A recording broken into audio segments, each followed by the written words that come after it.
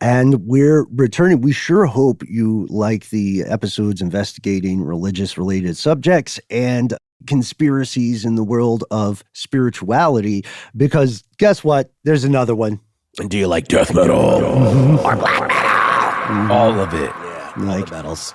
You're like, wait, what are those? Oh, Heelung is a band that I really like. They're kind of paganist. Oh my gosh. I remember you sent me one of those, and right before recording an episode, maybe it was this episode. No, it was because I think this one might be the one with just you two on it. Oh, maybe. I think so. Oh, I don't recall. It's been a long time, but I do remember. I probably mentioned on this. There's a documentary called "Before the Light Takes Us" that addresses a lot of the things we talk about in this episode pertaining to Norway's black metal scene, a spate of church burnings that captivated the media in the 1990s. I distinctly remember a Spin magazine feature in the 90s when I was a kid, and I think I cut some of these pictures out and pasted them on my wall of different Norwegian black metal singers, one of whom, I forget the name, kept a severed crow head in a bag, and he would sniff it every time he would play. Dead. What? The former lead singer of Mayhem. Possibly. Yeah, you're almost entirely right. Why? But there was a whole feature because he wanted to smell the scent of death in his nostrils. Severely mentally ill. He wanted people to bury him before shows so he could smell like the grave. Oh. And there is also a dramatized account of the story in the film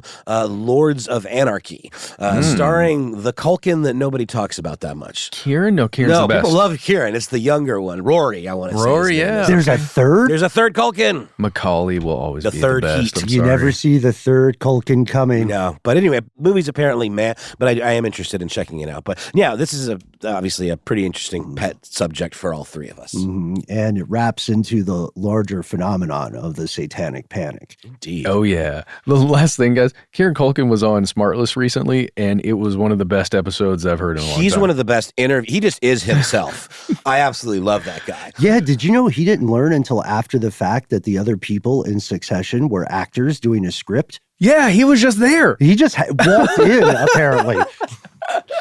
Love that guy. Hey, let's talk about some satanic black metal. From UFOs to psychic powers and government conspiracies, history is riddled with unexplained events. You can turn back now or learn the stuff they don't want you to know. A production of iHeartRadio's How Stuff Works.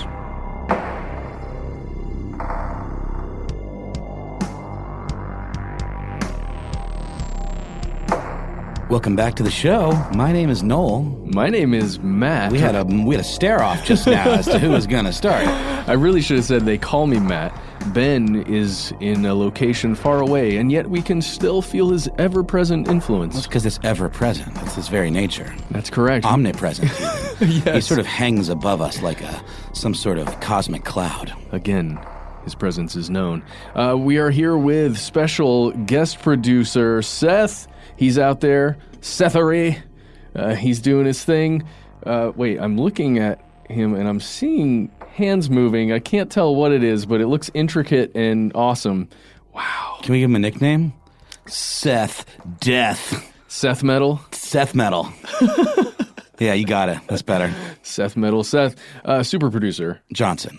Is that okay? Are we allowed to divulge your last name on the show? All right, cool. He said it's fine. Seth Metal, super producer Johnson. Mm-hmm. That is your new title, and it will be forevermore. Hey, we're going to do a quick check-in, you guys, because something extremely exciting is coming to us in the future. Probably not next year. Probably 2021. Matrix the Fourth is happening. Is that what it's called? Is that the working title? Yeah, Matrix the Fourth. Is that like a Highlander kind of situation? Yeah, there can only be four. Yeah.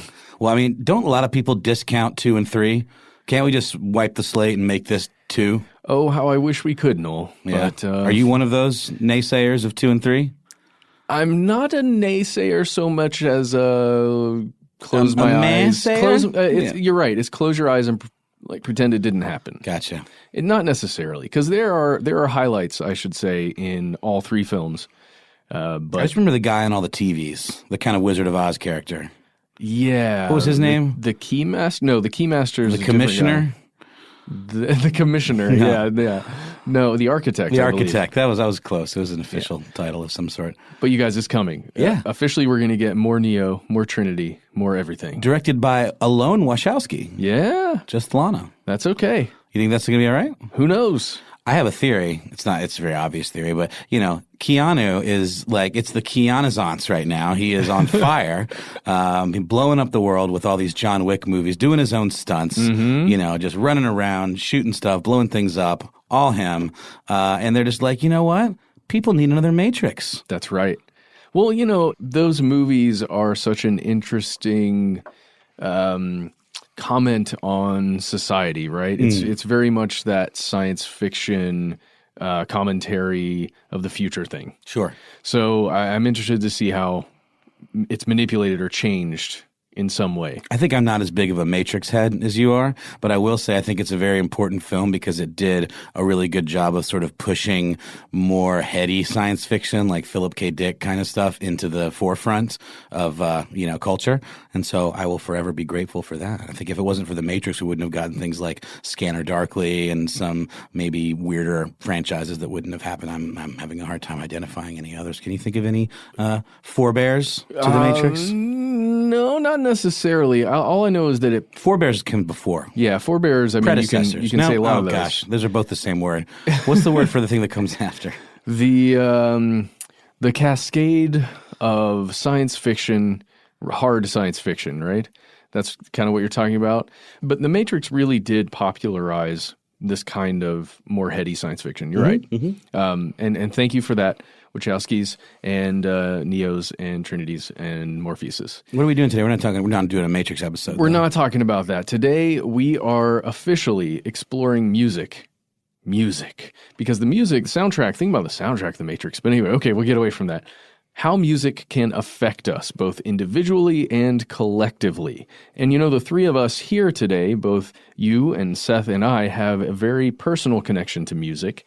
And I thought we would start maybe by talking about that. How has music affected you, Noel? Yeah, I mean, I grew up playing violin, and I sang in the church choir and all that stuff, and I kind of like gave up violin in favor of the electric guitar and started being in rock bands. Started doing early on kind of some metal-y type stuff, actually, and then got more into like Smashing Pumpkins and indie rock, and then gradually graduated more towards like Pavement and that kind of stuff. But I definitely got my start in much heavier music for sure. Nice.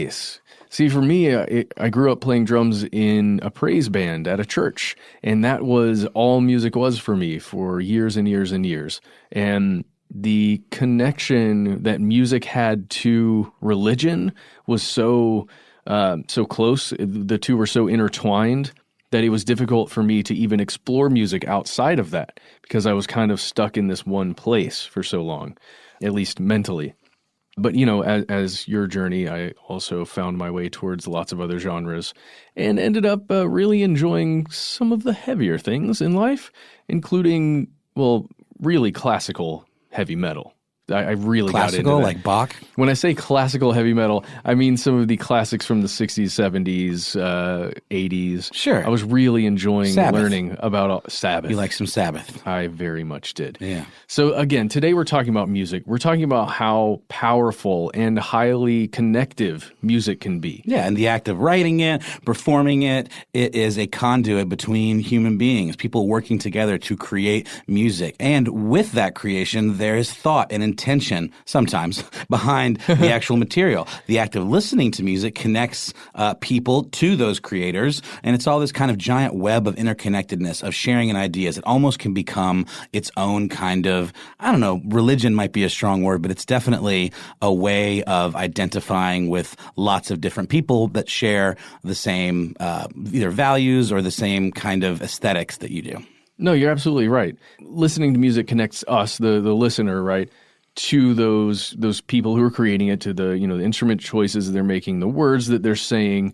And in a lot of ways, it can also connect us to ourselves because music can help unlock or maybe enhance the way that we're really feeling, the way, what we're really thinking, stuff that we're not allowing out into the world openly. A lot of times, music is that way to kind of have us connect back to ourselves.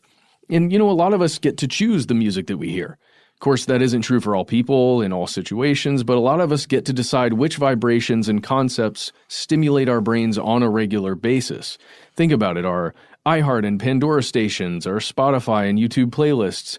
And these choices that we're making, they're all influenced by a ton of factors, including our location in the world, our background, how we grew up, the prevailing culture wherever that is, and almost an infinite number of other circumstances that lead to what we're listening to at any given moment, especially regularly. Yeah, and it really can become its own kind of microcosmic cultural experience. So many times over the years, specific cultural movements within music have been associated with violence, with eliciting a particular response, or at least sometimes they're lumped in with that. Here are some examples across the world, from LA to Paris to New York City to Moscow. There have been several genres of hip hop that have lyrically addressed the violent circumstances facing communities and individuals. Then if you travel down to Mexico, Central America, you'll encounter these things that are called narco corridos, or drug ballads. And in these, there are explorations of people living on the other side of the law, generally within the realm of the drug trade. Now, today's episode, again, those are just two examples. There's been violence associated with music across space and time. But in today's episode, we're heading over to Northern Europe, and we're going to check out a place that's collectively known as Scandinavia, several different countries that are beautiful, sometimes frigid, just in temperature. But again, you can't let yourself be influenced by just what you see on television in the way a place like Norway is shown, because that is not everything within that country. There are there's so much diversity that occurs over there, both natural and human-made. Yeah, despite what you might see depicted in mass media, kind of lazy depictions of this region as being one particular thing. And today, we're exploring some strange controversies, the conspiracies surrounding the Scandinavian metal scene, the spates of church burnings, and allegations of Satanism. That's right. Satanism. Ooh. Every time we cover anything that touches on this, I don't know, there's an air about the episode just coming into the studio. I was in here earlier when Seth came in, and I was almost not startled, but I was in my own world here researching this stuff alone, and you got spooked? Did you spook yourself? Not necessarily spooked, but it's it feels like I'm doing something wrong, if that makes sense, just by even studying a word like Satanism. And well, I think a lot of that might have to do with your background, I think it's all connected. From a very Christian upbringing, and this is sort of like off-limits stuff, because at the end of the day, I mean, there's different flavors of Satanism, right? There's, legitimate pagan kind of devil worship, and then there's Satanism as more of a form of protest or like a political movement, right? Absolutely. So let's just, before we get into too much of that, let's first ask we give the facts, right? Here are the facts. What is metal? Oh, metal? Like the genre? Boy. No, let's talk about the material. Okay, yeah. So metal is pretty tough to define. There are a lot of reasons for that. Music critics over the years and historians, we, as in humans, try very hard to categorize things like this, and specifically music, because we have industries like the radio industry and the record industry that want to put things into categories so that you can sell them and you can package them and you can talk about them in a certain way. Metal is one of those things that it's so spread out in what could be considered types of metal. But there are a few people who have gone through and said, okay, this is how we are going to define this genre. It's pretty cool. The term heavy metal, I didn't even know this, was first used in a way to describe music in the 60s in the song Born to Be Wild. It's so weird to me that was considered metal. By Steppenwolf. The name of the band sounds more metal than the actual song. Like, to me, that just sounds like old school rock and roll, kind of, Yeah. But there's a lyric specifically in that song that says, heavy metal thunder. Yeah, and that's according to... Get out on the highway. Oh, God, don't sue us, anybody. Those actually don't. Oh, right. We're big fans. We're big fans. We'll beef all that out. No, we don't have to. I think we're okay. And also, according to Chad Bauer, the gentleman who was talking about Born to Be Wild, he notes that, quote, most consider groups like Black Sabbath, Led Zeppelin and Deep Purple to be the first heavy metal bands. I can totally get behind that because, I mean, all of those bands take the tradition of kind of blues and like bar chords, but they kind of add a little chug to it and have these riffs that sort of have this like very shared aesthetic. Led Zeppelin, to me, I would argue is maybe less metal than Deep Purple and Black Sabbath. Led Zeppelin's a little more like really leaning on the blues side of it, a little bit heavier and almost making their own kind of subgenre. But these are the experts, so who are we to judge? From there, the concept evolved and branched off into a absurd number of subgenres and genres related to the sound. While associated with or influenced by metal, you couldn't really describe them in that specific way today. For a fantastic look at the history of metal and its various genres, we highly recommend checking out this site from MIT. Yeah, MIT in Boston. And that is metal.mit.edu. It gives you a really cool kind of like, what do you say, like an interconnected kind of like chart that tracks the evolution of metal, right? It's awesome. It's heavy metal. It's MIT Heavy Metal 101. And it says shattering eardrums since 2006. And if you read through this, it's fantastic. It gets into so many details. If you really want to, learn about that, there's got to be a music show out there that you can listen to that's going to go over all this stuff, or just go to this website because it's a fantastic read.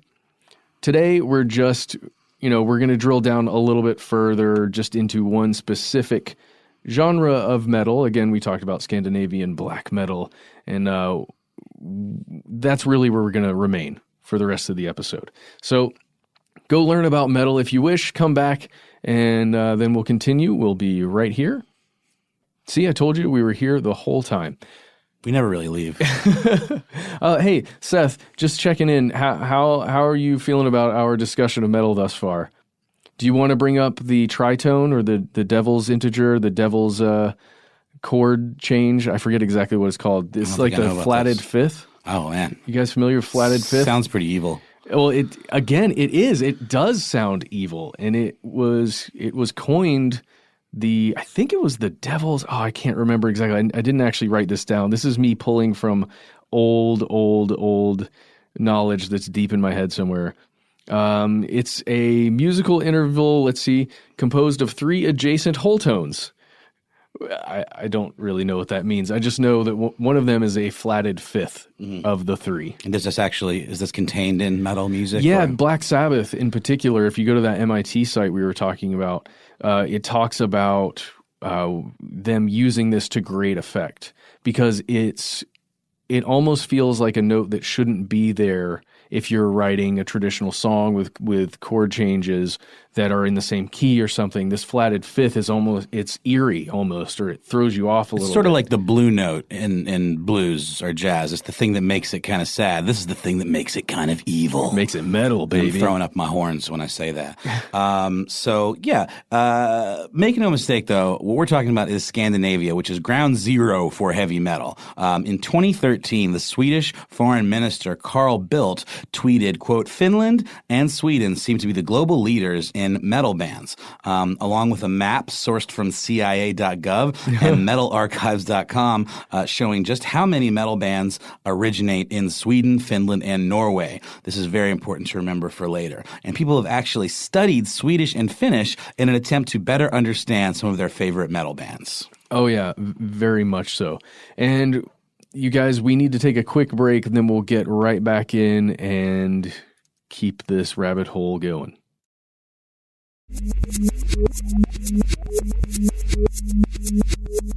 And we're back talking Scandinavian black metal. Now, according to the metal blog Invisible Oranges, sounds interesting, right? It's by Cosmo Lee.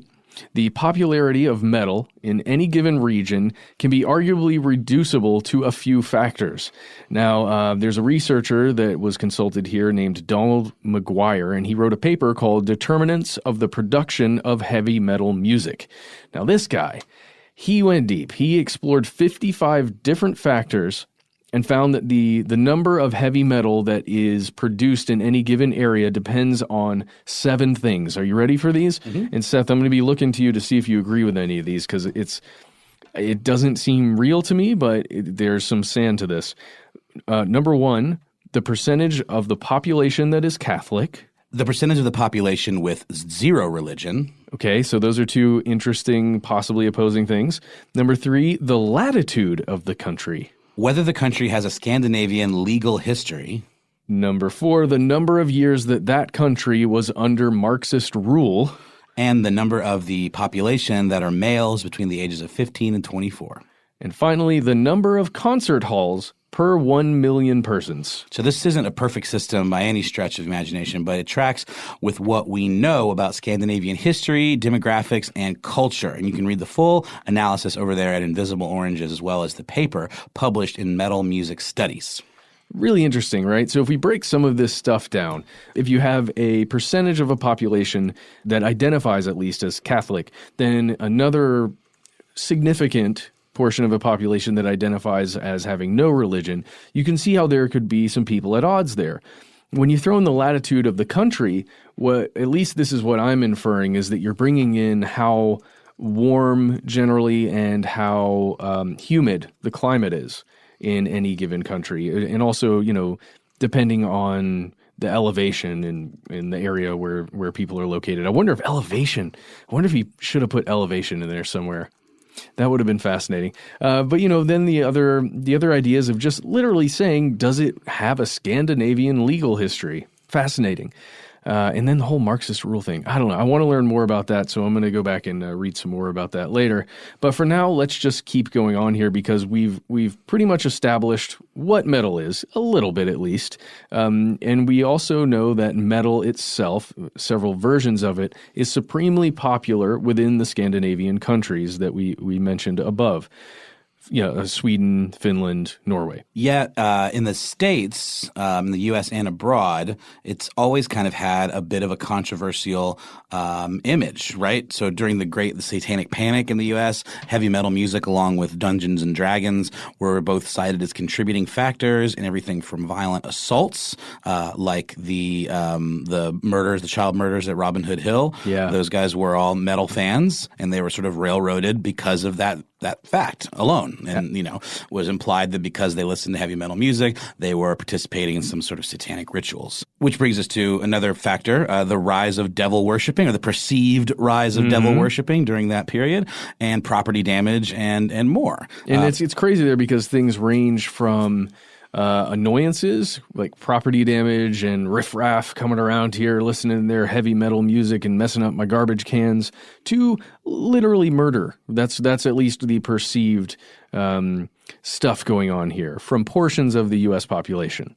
And just to add to all that stuff, anything culturally that becomes a little bit popular that is contrary to some of what the powers that be would wish the established culture would be.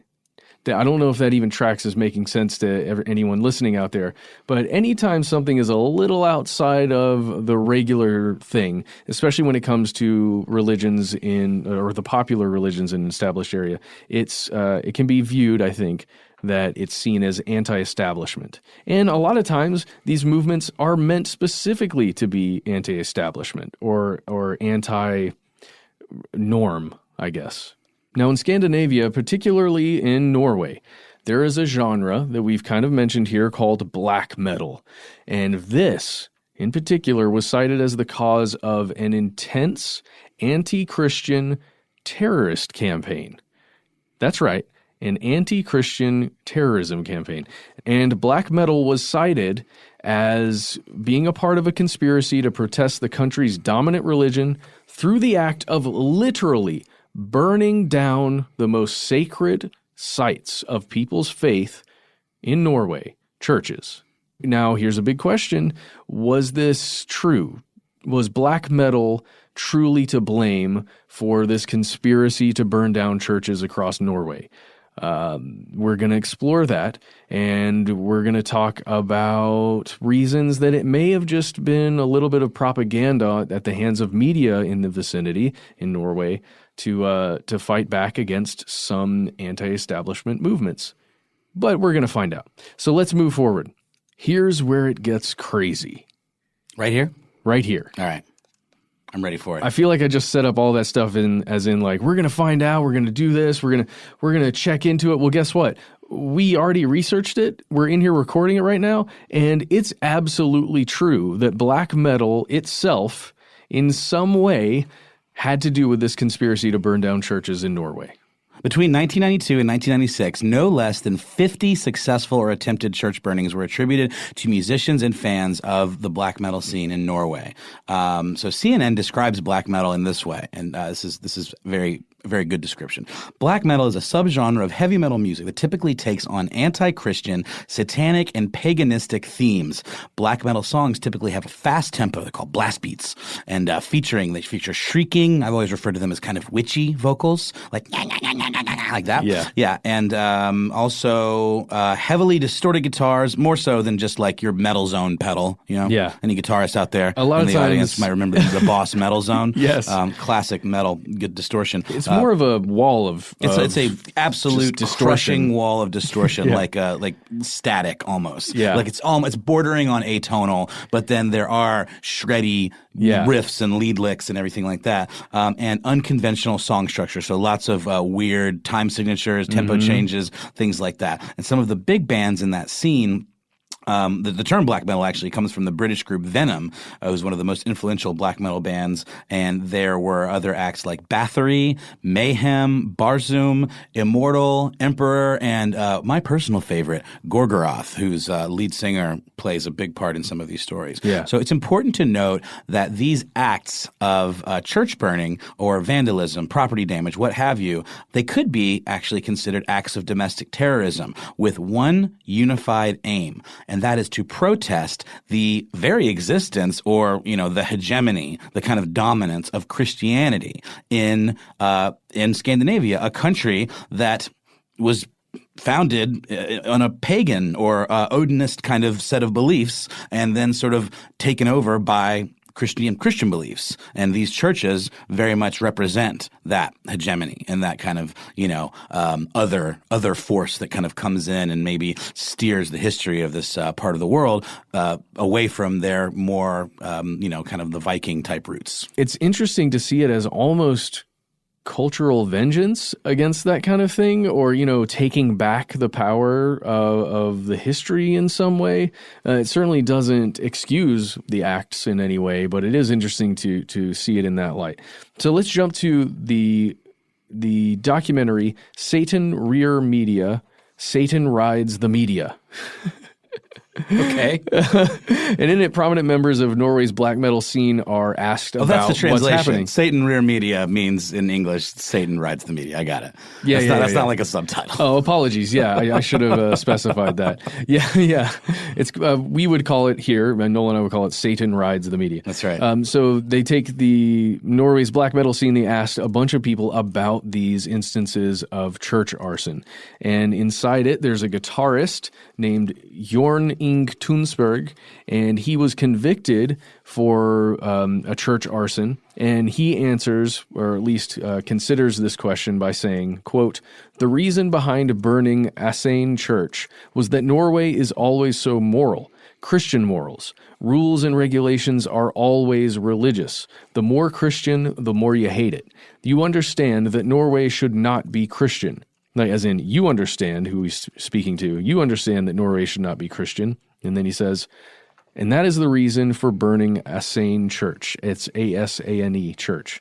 The point is very symbolic, really. So it kind of gets to what we're talking about. It's a reaction to something that they view as improper. So this other fellow named Varg Vikernes, who was imprisoned for charges including the murder of a fellow black metal musician named Euronymous. Euronymous was in a band called Mayhem, and Vikernes was in a band called Barzoom. He was also imprisoned for the charges of burning down 3 churches and the attempted arson of a 4th. So this is how he responds to this notion of what Christianity means to him as a native Norwegian.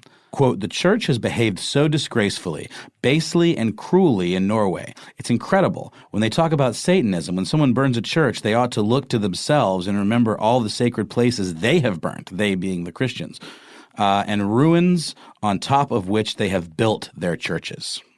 Wow. Again, that whole thing just feels like metal lyrics. They have a point there, right? When you think about the Crusades, you think about the things that the most popular religions in the world have done as a large group. Certainly isn't to vilify any of the individuals, right? But as institutions over time for hundreds and hundreds of years, many of them have done some fairly horrific things. So if you look to other documentaries and interviews, you'll hear black metal musicians offer similar things. There's a gentleman named Gahl, Gahl. His real name is Christian Eyvind Espedal. He's the guy that's in Gorgoroth. That's the dude. Yeah. That's the dude. And in Metal, A Headbanger's Journey, this dude unapologetically expresses his support of church burnings, and it's kind of unsettling because he also expresses his desire to see more church burnings. Let's just burn them all. And here's his quote. He says, church burnings and all of these things are, of course, things that I support 100%, and it should have been done much more and will be done much more in the future. We have to remove every trace from what Christianity and the Semitic roots have to offer this world. Satanism is freedom for the individual to grow and to become Superman. Every man who is born to be king becomes king. Every man who is born to be a slave doesn't know Satan. Whoa! You kind of get a pretty serious sense that he is literally anti-Semitic because he's talking about how the Semitic roots in religion and culture are inherently a bad thing, and he's kind of espousing some like almost Nietzschean kind of like the same things that Hitler would have talked about as far as like becoming the Superman, and there is very much a kind of Aryan flair to what he's saying. Yeah. Well, and here we've had several examples here at this point of people either supporting or at least lending a tiny bit of support to these church burnings that were occurring in Norway and in Scandinavia. And it's easy to maybe think, oh, well, then everybody in the black metal scene has this view. The black metal as a genre, as a music, and as a culture means that it's anti all of this stuff, and church burnings, they would view church burnings as a good thing. But you have to remember, that doesn't mean, just because we have 3 or 4, doesn't mean that the whole thing is monolithic. It doesn't mean that all the musicians and fans support this practice. But it is, something in the wheelhouse of what we were wanting to explore when we set out to do this episode, which is, can music itself or the culture surrounding a music influence us and influence our actions? And when I say us, I mean everybody, anybody. Could it? And at least it appears in this way that the shared outlook or in motivation for a lot of this type of music does seem to be steering at least quite a few of the people involved in it in a certain direction. But again, if you tried to say all of black metal is doing this at all times, it would be like saying all fans of hip hop or whatever, anyone who's ever attempted to freestyle a verse are 100% on board with drive-by shootings, which is one of the stupidest things you could say, and I feel dumber for even mentioning it. Don't feel that way, Matt. But it needed to be said. It's an equivalency. Yeah, and furthermore, it seems that the supporters of church burnings are themselves not a united front in the first place. Some folks like Varg Vikernes seem to argue in favor of what they see as a culture war. In his blog post, Vikernes argues that the conflict between pre-Christian Norway and modern Christianity is similar to the fear and conflict between some modern Europeans and Islamic culture. It should also be noted that the core of Vikernes' beliefs are rooted in racial ideology, which is also seems to very much be the case for Gahl. Yeah, you definitely see the echoes there. Now, there are others involved with this stuff who are not a part of the black metal scene. Lone actors outside of Norway who may simply be disaffected, isolated people. Overwhelmingly, the people who took part in this were young men, and perhaps they were just seeking an outlet for some inner rage, some personal conflict, some conflict that they see as a wider thing, but it doesn't necessarily have anything to do with what we've been speaking about prior to this. So it follows then that the original waves of church burnings were based on this kind of religious fanaticism, the idea that pre-existing Norse mythological beliefs were the true creed of the region, and that Christianity had to be uprooted and driven from the land in its entirety. So the association with a Christian Satan therefore, it doesn't make a whole lot of sense in that context, right? Why would a religious fanatic commit an act of violence in the name of a supernatural being that his or her actual religion doesn't even acknowledge? That is pretty weird, right? We were talking about that a little bit off mic, just how in order to truly believe in some kind of religious Satanism, you would have to essentially take or be a Christian, but just an anti-Christian. Rather than have another view. It's really strange. So denying the idea of Christianity would also make it where you would have to deny the existence of Christian Satan or Lucifer. So there'd be no reason whatsoever in this frame of thought for Satan to exist, much less to be supported by physical acts of violence. Fun fact, how much of a cultural supremacist is Vikernes? Well, he actually refers to Christianity as a, quote, immigrant religion. How racist is he? He constantly complains that the character based on him in the fictional film Lords of Chaos is a, quote, fat Jew. This guy is kind of a hot garbage person. That is unfortunate that person has those beliefs and says those things. Okay, so we're gonna take another quick word from our sponsor, and then we're gonna come back with our conclusions and what we've found here.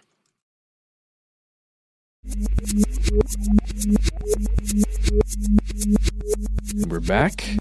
So the question remains, how much of the Satanism that's extolled in black metal, at least at the time that the church burnings were happening, was genuine? How much of it was ideological, or how much of it was true theistic Satanism that we've talked about before on the show? And how much of it was more or less window dressing or PR meant to provoke and garner attention? Because remember, these are musicians. They have bands. They have obligations, a lot of times to sell a certain number of records. And you need to get your name out there. This is certainly one way to do it, but you could also wind up in jail, which would probably be a bad call. But we do know that there were true believers in the Scandinavian black metal scene. Euronymous, this guy that we've talked about earlier, he was often credited as one of the primary founders of the actual satanic movement. He described himself as a theistic Satanist. Exactly. In an interview by Asa Lafinpera for Kill Yourself magazine, it's a charmingly titled magazine, Euronymous put his beliefs in this way. Quote, I believe in a horned devil, a personified Satan. In my opinion, all the other forms of Satanism are bullshit. I hate that some people think up idiotic ways of making eternal peace in the world and dare to call it Satanism, like so many do. Satanism comes from religious Christianity, and therefore it shall stay. I'm a religious person, and I will fight those who misuse his name. People are not supposed to believe in themselves and be individualists, rather. They are supposed to obey, to be the slaves of religion. I think he's being tongue-in-cheek here. I don't know. I know. It seems like so much of it. Sounds like he's being a smart aleck. It seems like so much of it is just a commentary. It's cultural commentary. But again, in a way, these are artists, right? These are people who are massively creative when they make music, when they, decide what their band's going to look like, what the stage is going to be like, what the album cover is going to look like. It certainly isn't hard to imagine that there's also some creativity happening here when you're speaking with a magazine such as this. But, to this day, long after Euronymous' murder, remember, this was a whole other thing. Right, by Varg Vikernes. Yeah, people argue about how much of his image, Euronymous, how much of it was sincere and how much of it was truly attention-seeking or, posturing or, again, kind of an act on purpose to be a part of the stage show and a part of the version of himself that exists within his music. And yet none of this stuff, none of these realizations are going to unburn any churches.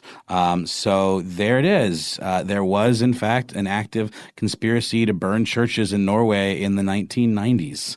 But however coordinated these attacks might have seemed to outsiders, the reality is they were motivated by a number of different, at times, completely contradictory reasons, right? Yeah, you're talking about religious fanaticism led some people to set fire. Others appeared to be attention-seeking. They seem to be displaying provocative behavior on purpose for a different reason. Yeah, some acceptance seeking or proving themselves to be part of a group of isolated loners, which is really interesting it's like, right? I'm part of this group of isolated people.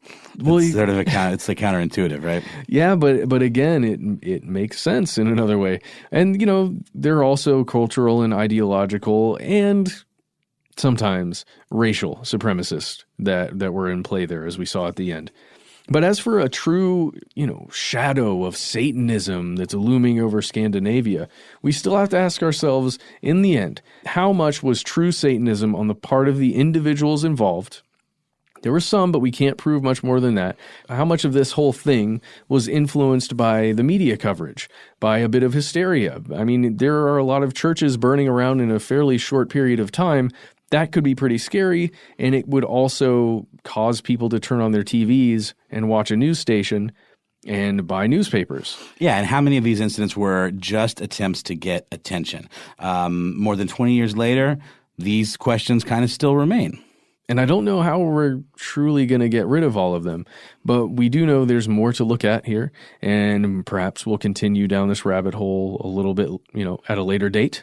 But for now, we're going to leave it at that.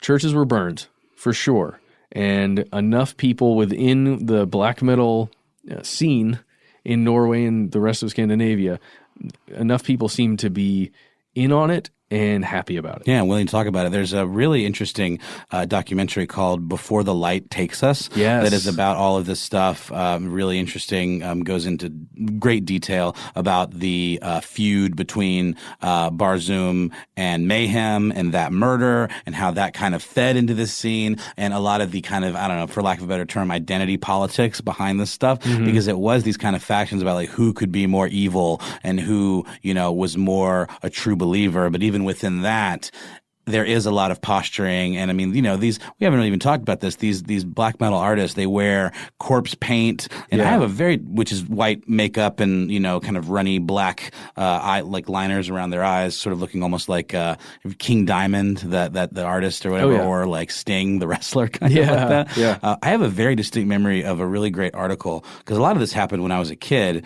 It was in Spin magazine and it interviewed a handful of kind of big figures in the, Scandinavian black metal scene. And I remember one of them had a decaying crow that he kept in a bag, and every time he would perform, he would sniff the decaying crow in the bag so that he had the smell of death in his nostrils. So I mean, there's definitely a drive among some of these folks to be very authentic and to absolutely, I don't know, for lack of a better term, practice what they preached. And some of that involved burning down churches. Yeah, and sniffing crows. That's a way to win me over.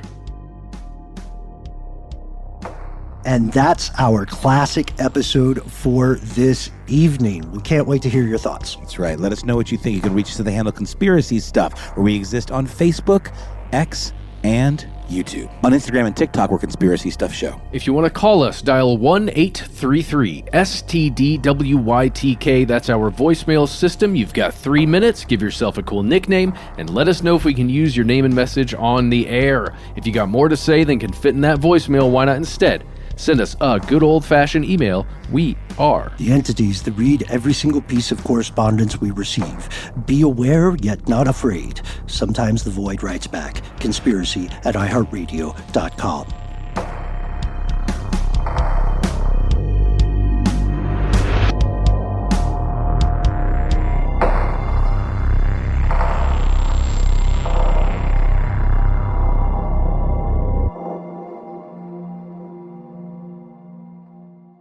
Stuff They Don't Want You to Know is a production of iHeartRadio. For more podcasts from iHeartRadio, visit the iHeartRadio app, Apple Podcasts, or wherever you listen to your favorite shows.